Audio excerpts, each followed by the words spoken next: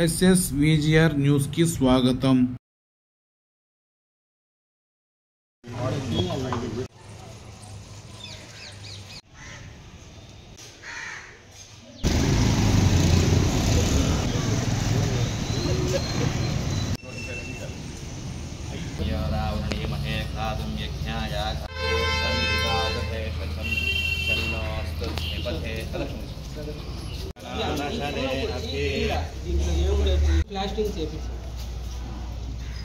अमृतरसाः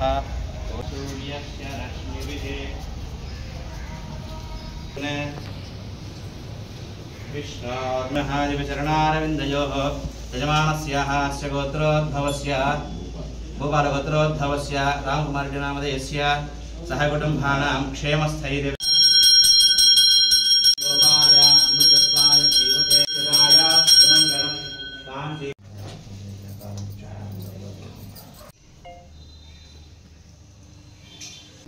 रोचनो रोचमानः शोभनः शोभमानः कल्याणः अयं भगवान् श्रीभूसमेत श्रीवरदराजस्वामिने नमः.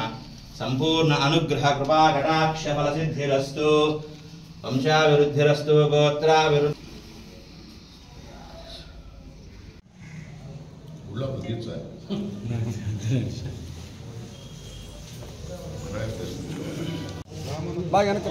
ఆ టేబుల్ మీద పెట్టుకుంటాం.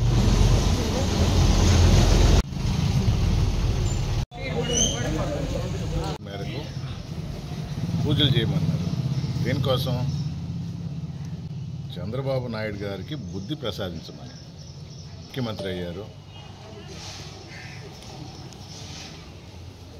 తప్పులు చేశాను సరిదిద్దుకుంటానని కూడా చెప్పిన సందర్భాలు ఉన్నాయి చంద్రబాబు నాయుడు గారు. ఈసారి ఏకంగా టీటీడీ ప్రతిష్టనే దిగజార్చడానికి కూరుకున్నారు. విద్య కొంచెం ఎక్కువ చెప్తుంది కాబట్టి, కానీ ఈసారి ప్రజలు నమ్మడానికి కూడా ఏ ఆస్కారం లేకుండా చెప్పింది అబద్ధం అని ప్రజలకు అర్థమైంది. తప్పించుకోలేకపోతున్నారు తెలుగుదేశం పార్టీ కానీ వారి అధినేత చంద్రబాబు నాయుడు గారు కానీ. నెయ్యి కల్తీ అంటారు.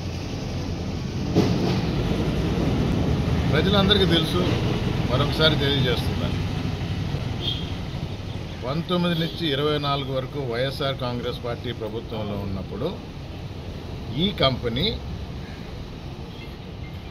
ఏదైతే కల్తీ నెయ్యి పంపించిందన్నారో ఈ కంపెనీ ఈ 5 సంవత్సరాల్లో 1 కేజీ నెయ్యి కూడా పంపించలేదు టీటీడీకి. వైఎస్ఆర్ కాంగ్రెస్ పార్టీ ప్రభుత్వంలో మన జగన్మోహన్ రెడ్డి గారు ముఖ్యమంత్రిగా ఉన్నప్పుడు.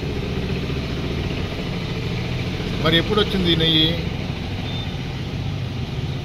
జూన్లో వచ్చింది, జూలైలో వచ్చింది. ఈ కంపెనీ సప్లై చేసింది. ఎవరు ముఖ్యమంత్రి? చంద్రబాబు నాయుడు. కొత్త బోర్డుని ఇంకా పెట్టల,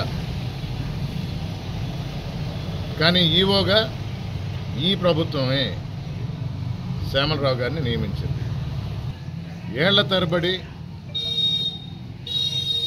రూల్స్ అండ్ రెగ్యులేషన్స్ అన్నట్టు సప్లై చేసిన ప్రతిదానికి టెస్టులు జరపడం, ఇవన్నీ పరిపాటి. దాని ప్రకారం చేశారు. కొన్ని ఆ టెస్టుల్లో పాస్ అయినాయి, కొన్ని ఫెయిల్ అయినాయి. ఫెయిల్ అయింది తిరిగి పంపించారు. పంపించామని ఈవో గారు చెప్పారు. ఫెయిల్ అయిన దాని టెస్ట్ రిజల్ట్లు జూలై 23 వస్తే సెప్టెంబర్ 20న రిలీజ్ చేశారు. అంటే 2 నెలల తర్వాత. ఎందుకు? 100 రోజుల ఫంక్షన్ వచ్చింది. 100 రోజుల్లో మనం ప్రజలకు ఏం చేసామో చెప్పాలి. మనం ఏమీ చేయలే. ఇది చెప్పుకోలేక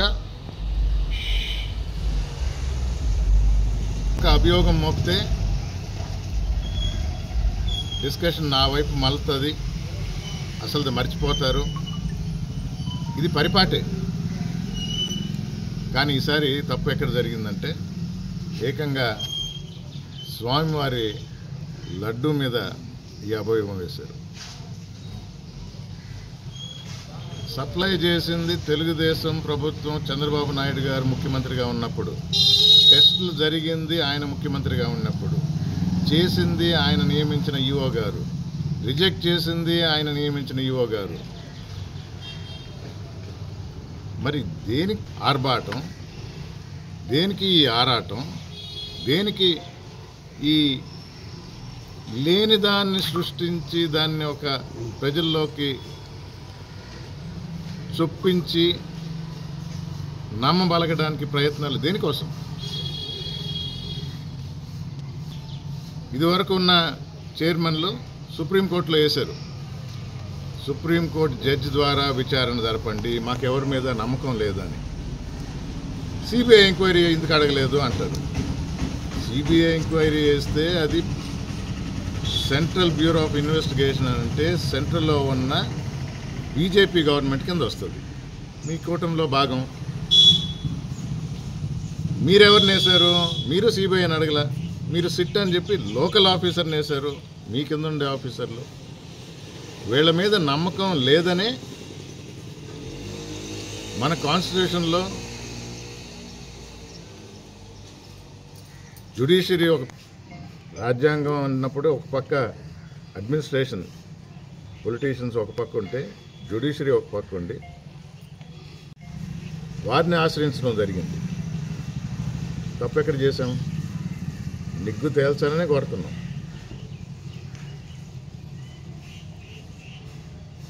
ఎల్లుండి సోమవారం 30వ తేదీ సుప్రీంకోర్టులో హియరింగ్కి వస్తుంది. దాన్ని తప్పుదోవ పట్టించాలి మళ్ళా. అందుకని జగన్మోహన్ రెడ్డి గారు గుడికి దర్శనానికి వచ్చి దర్శనం చేసుకుని పోతానన్నారు. అది రాకూడదంట.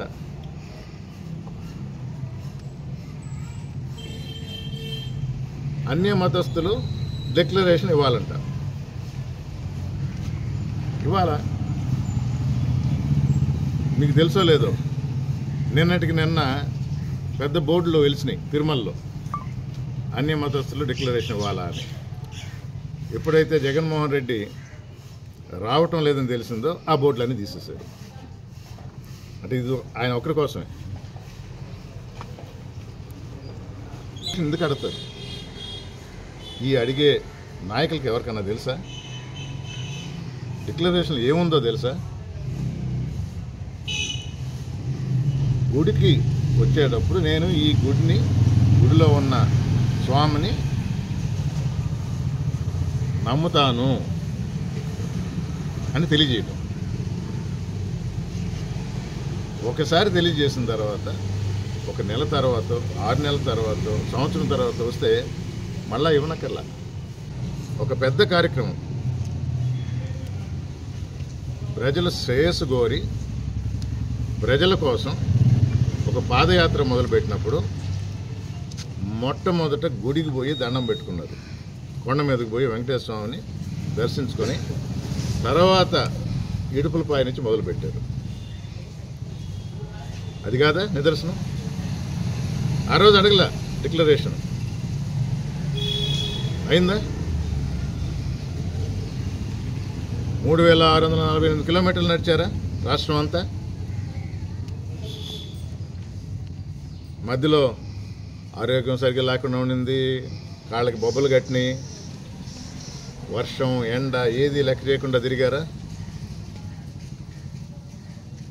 అయిన తర్వాత ఎవరైనా ఏం చేస్తారు? ఇంటికి పోతారు. జగన్మోహన్ రెడ్డి గారు ఏం చేశారు? అక్కడి నుంచి నేరుగా మళ్ళా తిరుమలకి వచ్చి, తిరుపతికి వచ్చి కొండ మీదకి నడిచి వెళ్ళారు, దర్శనం చేసుకున్నారు. ఇది కాదా నిదర్శనం? స్వామిని నమ్ముతున్నాను అనడానికి. తర్వాత ప్రజలు ఆశీర్వదించారు. 5 సంవత్సరాలు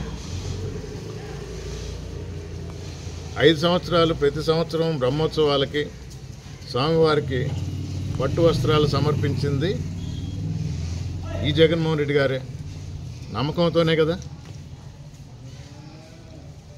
ఇవన్నీ చూసి తెలిసి ఎందుకు కొత్త కొత్త ఆలోచనలు? ఒకటే కారణం, తిరుపతి లడ్డూ మీద మనం చేసింది అబద్ధం, అవాస్తవం. దొరికిపోయాం, దొంగల్లా దొరికిపోయాం. ఎలా తప్పించుకోవాలి? మళ్ళీ సైడ్ ట్రాక్ చేయాలి. నిన్న ఎయిర్పోర్ట్కి పోయాం, వందలాది పోలీసులు. మన తెలిసిన వాళ్ళు కూడా కనబడితే, సార్ రెస్టే లేదు, వెంకటగిరి జాతర నేరుగా ఇక్కడి నుంచే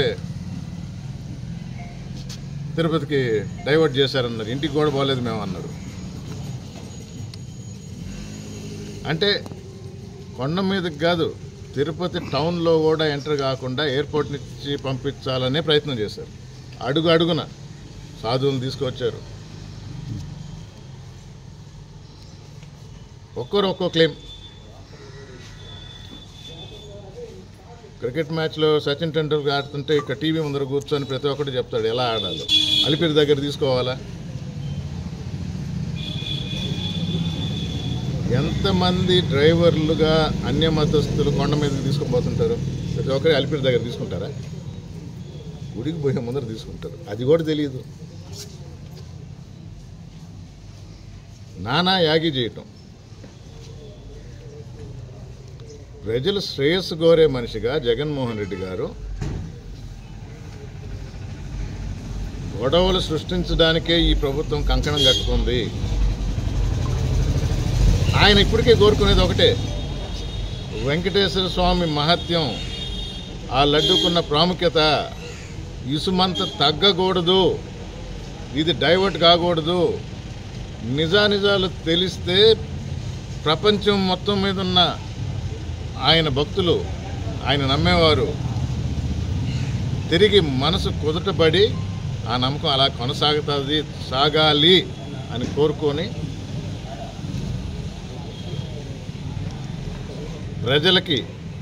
ప్రజల్ని తప్పు పట్టొద్దు, స్వామి అందరినీ జాగ్రత్తగా చూడండి, అలాగే చంద్రబాబు నాయుడు గారికి మంచి బుద్ధి ప్రసాదించండి మా పార్టీ శ్రేణులందరికీ ఎక్కడ వీలైతే అక్కడ గుడులకు పోయేసి పూజలు చేసి ప్రార్థించి, అది కూడా స్పష్టంగా చెప్పారు, గొడవ పెట్టుకొని గుడిలో కూడా మాట్లాడొద్దు, బయటకు వచ్చిన తర్వాత విషయం విలేకరుల ద్వారా తెలియజేయండి.